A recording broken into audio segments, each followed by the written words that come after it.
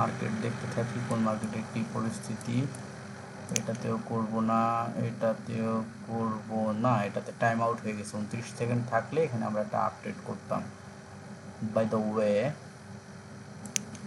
আমরা এটাতে 29 সেকেন্ড নেই, সো এইটাতে আমরা ট্রেড করব। ওকে, ইউএসডি মার্কেটে ট্রেড করব আমরা। তো আমরা একটু ওয়েট করি কোথায় ট্রেডটা করব।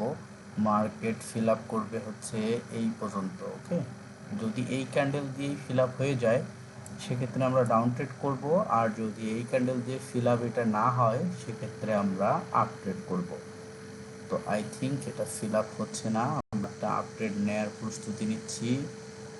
32, 31, 30, 29। ওকে, নো ইস্যু। এটা মার্কেট এটাতে আপে যাবে, হ্যাঁ আপে যাবে, নো টেনশন। এটা এই পর্যন্ত ফিল আপ করবে, যদিও একটু নিচে যাচ্ছে ওটা ম্যাটার না। তো ছিল আর একটু পরে ট্রেড করা, নো ইস্যু, এটা ব্যাপার না। আমরা এটাতে 100% প্রফিট করবো, এটা আপে যাবে।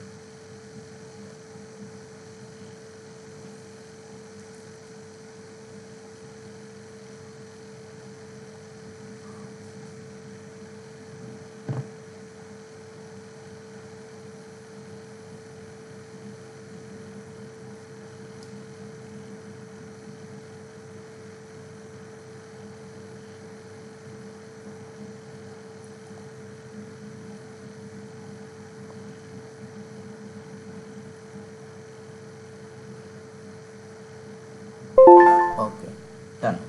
এই ট্রেডটা অনেক শিক্ষণীয় একটা ম্যাটার আছে, সবাই খেয়াল করছেন যে এই ট্রেডটাতে পুরো টাইমটা কিন্তু ক্যান্ডেল নিচে ছিল রেড, এবং এখানে সব রেড চিহ্ন উঠেছিল যে এটা লস হবে, লস হবে, লস হবে, লস হবে লাস্ট সেকেন্ড পর্যন্ত।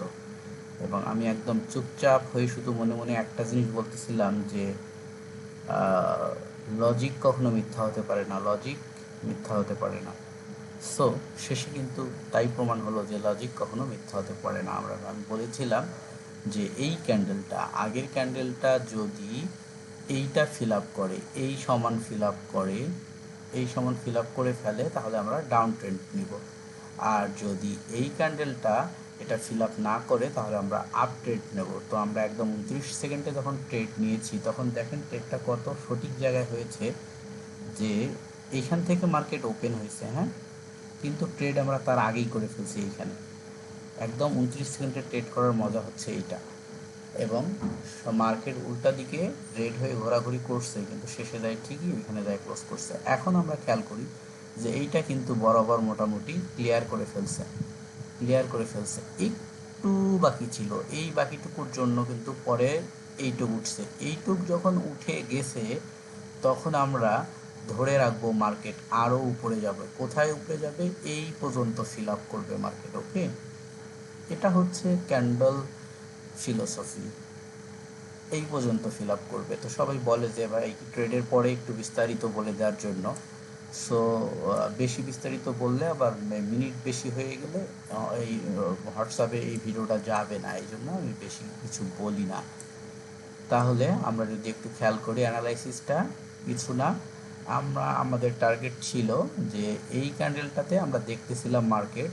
তো আমরা বলেছিলাম যে এই সমান যদি মার্কেট হয়ে যায়, এই ক্যান্ডেলটা যদি বড় হয়ে এই সমান হয় তাহলে আমরা ডাউন ট্রেড করব, আর যদি এটা নিচে হয় তাহলে আমরা আপ ট্রেড করব। তো যেহেতু নিচে ছিল এখানে, এই জন্য আমরা আপ ট্রেড করছি। আপ ট্রেড করার পরে এই ক্যান্ডেল এসে এটাকে ফিল আপ করছে, ফিল আপ করার পরে একটু ফাঁকা ছিল, তার মানে আর একটা ক্যান্ডেল হবে।